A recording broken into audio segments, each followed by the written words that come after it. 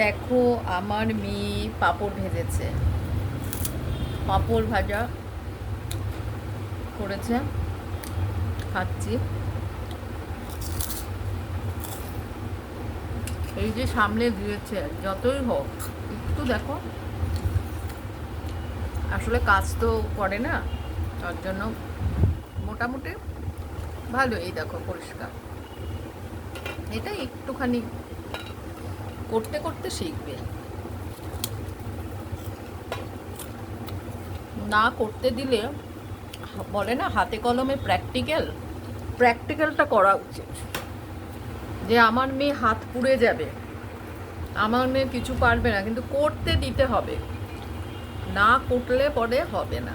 যে কোনো জিনিস হাতে কলমে শিক্ষা, জানো তো। ভালোই ভেজেছে।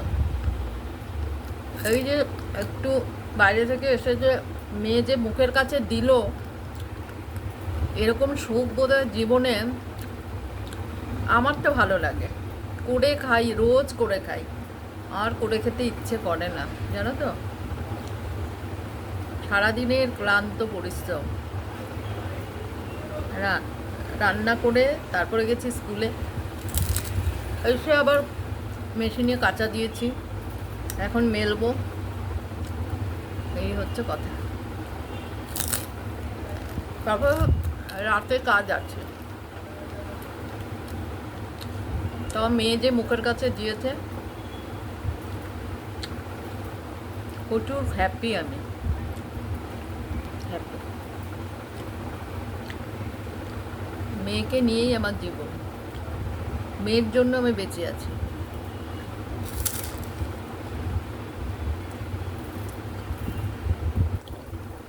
ঘরে ছেলে মেয়ে যাই থাকুক, পরিবার নিয়ে হচ্ছে আনন্দ। আমার শাশুড়ি মা খুব ভালো, এদের নিয়ে আমাদের বেঁচে থাকার কারণ।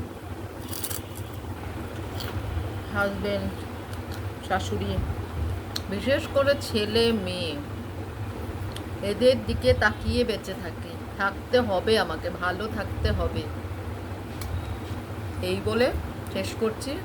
প্লিজ আমার চ্যানেলটাকে দেখো, সাবস্ক্রাইব করো, শেয়ার করো, ভালো লাগবে।